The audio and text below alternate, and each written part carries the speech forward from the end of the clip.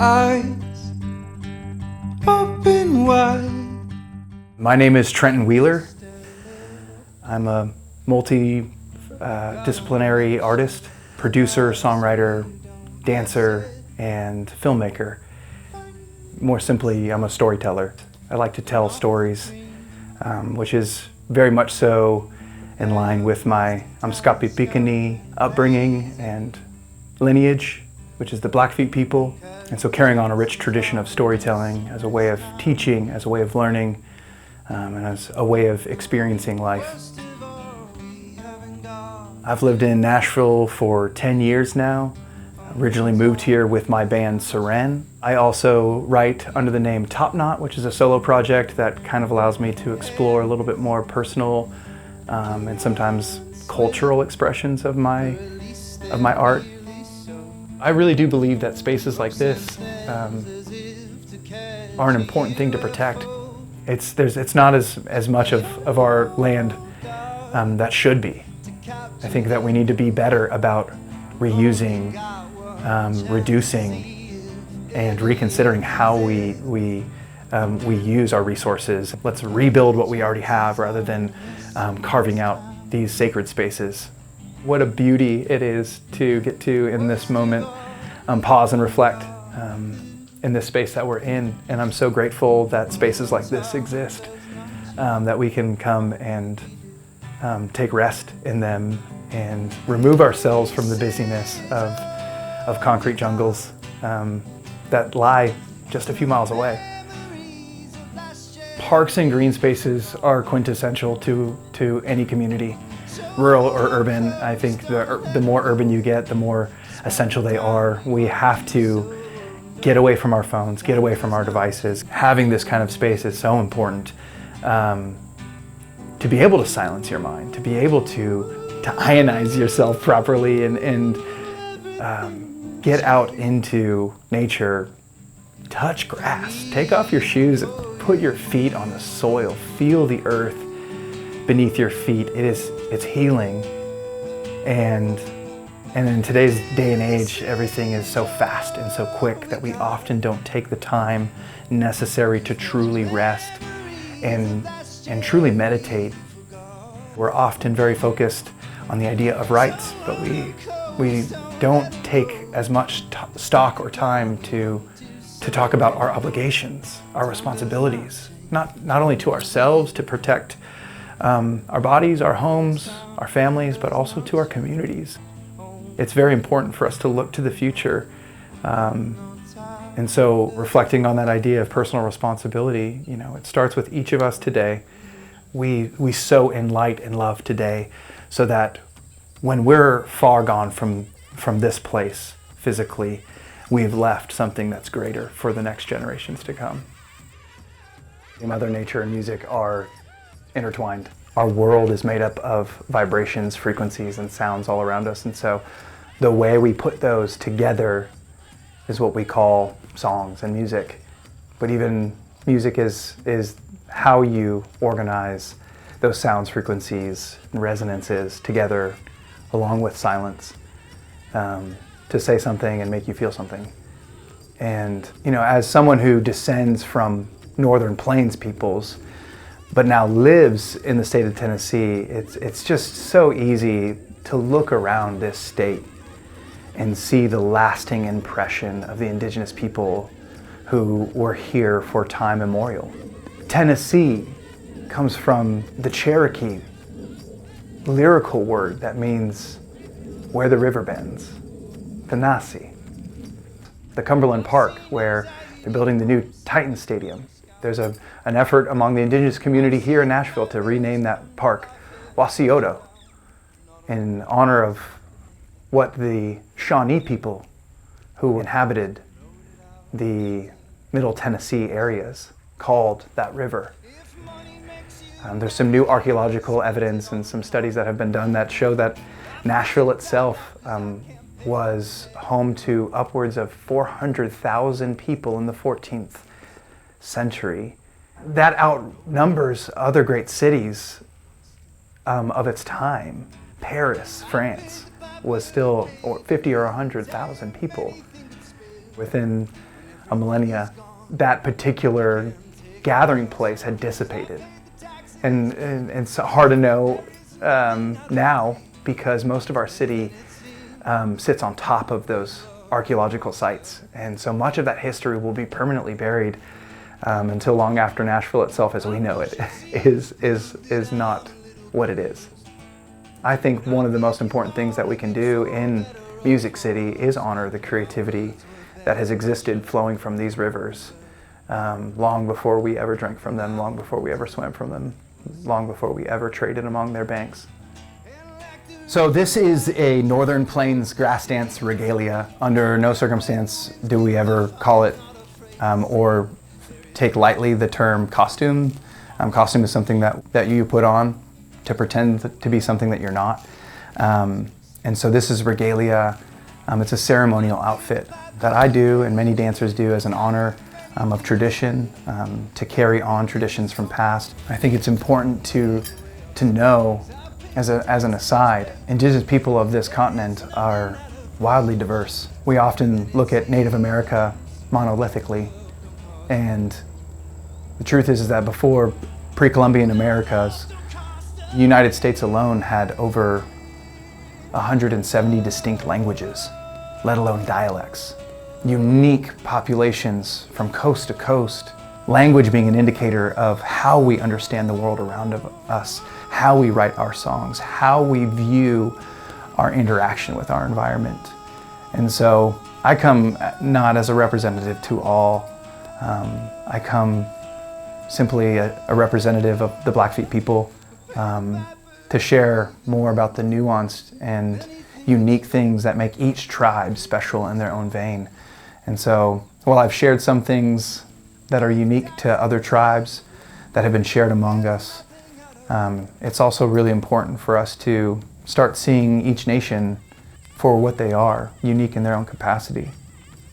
The Northern Plains grass dance, as you would imagine, descends from the Plains peoples. The Blackfeet people inhabited what is now modern-day Montana and Alberta. In fact, the four tribes that make up the Confederation of the Blackfeet people, 3 of the reservations sit on the Canadian side, and only the Amskapi-Piikani reservation sits on the U.S. side.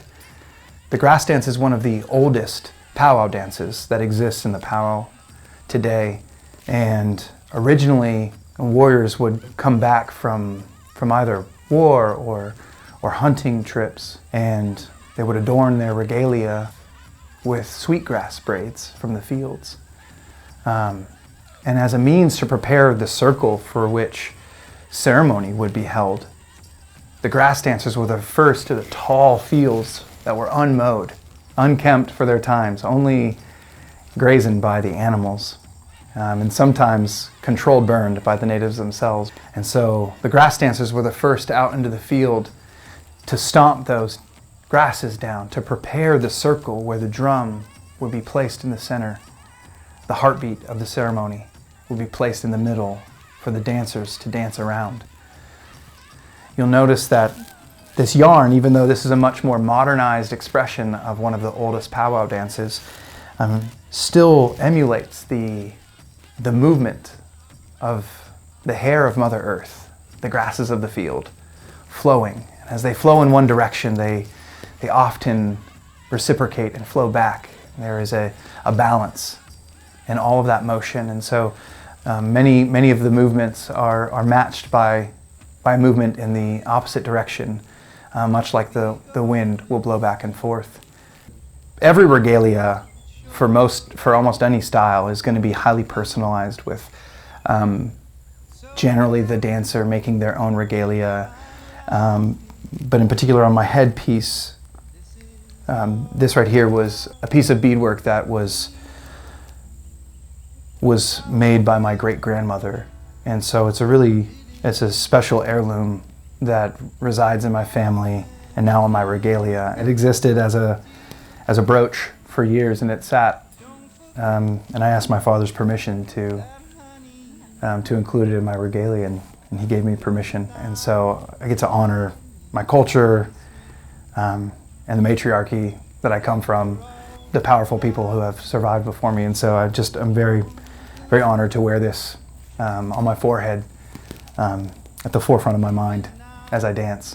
It's a special dance that I learned when I was 6 years old by my father. And so knowing that there have been warriors before me who were forbidden from these dances, it's an honor that I get to carry on these traditions and use it as a means to educate and advocate for modern issues that the Indigenous peoples continue to endure. And in fact, another thing on this roach, which sits on top of my head, these are 2 bald eagle feathers. It's actually illegal for anyone to pick up even a bird of prey feather on the ground unless you are a card-carrying Indigenous person of this country, because of special laws to protect something that is sacred to many Indigenous people. But these bald eagle feathers were a gift to me by my father upon graduation from high school as a rite of passage. And so before this I wore feather plumes, which normally sit at the base of the eagle's thighs. And you wear these bushy plumes on top. And as a rite of passage, I'm given feathers, which are one of the highest honors that you can carry. And so I carry this with great power and great honor, knowing what it means. As we talk about birds of prey and music in general, I like to share a little of why I chose the name Top Knot as my solo project. Is actually because I carry the name of my great-great-uncle, who was a medicine man for the tribe. And his name was Owl Top Knot Feather. To the Amskapi Pikini people, the owl is the most sacred bird. I actually have Cree and Shoshone blood that married into the Blackfeet tribe, which is where I come from. And those people come from the Métis people of Canada, the Red River Métis. They were mixed people who were rejected by both their Indigenous brothers and sisters and their European brothers and sisters. And they became their own community, and they fought for their rights. Their leader, Louis Riel, eventually holding mutiny over Saskatchewan and founding the province of Manitoba. I had direct descendants. I'm a direct descendant of those who signed those treaties and fought in those skirmishes for their own rights. And that man, Louis Riel, he said before he was hung by the Canadian government, "My people will go to sleep for 100 years, and it will be the artists who return their spirits to them." And so, in many ways, carrying the name of a medicine man for my tribe, and with that charge from Louis Riel, I do feel like, both in song and in dance, that there's a responsibility to carry on these traditions and tell these stories, to scribe them down so that the next generation can remember. Your identity is not in the atrocities that your peoples did. And just as much as my identity personally is not in the victories that my family had. You know, I now have a chance to either tell those stories and elevate them or help rewrite a better history. And the hope is that, and for every generation, that we would do better. I hope that I get to watch my children raise their children one day and do it better. I hope that I get to watch them do it better than I can. And I hope that my parents look at me and go, "You're doing it better." And so that's what we can hope for. And so whether we come from, and I'm mixed Indigenous, so I've got a foot in both worlds. My mother's white, and she's been an integral piece, and her grandfather poured into me music. And so my music and cultural expressions of art are still intertwined in both sides of my family. But in many ways, my French and Hungarian lineage is not threatened. Those languages aren't threatened. Those songs and dances aren't threatened. And so I feel in that sense that I have a greater responsibility to elevate and protect what is threatened, just like when these places become threatened. 'Cause the memories of last year we forgot. So hold them close, don't let them go. Despite the time we'd hoped to, so no time. Time does not change, only we do.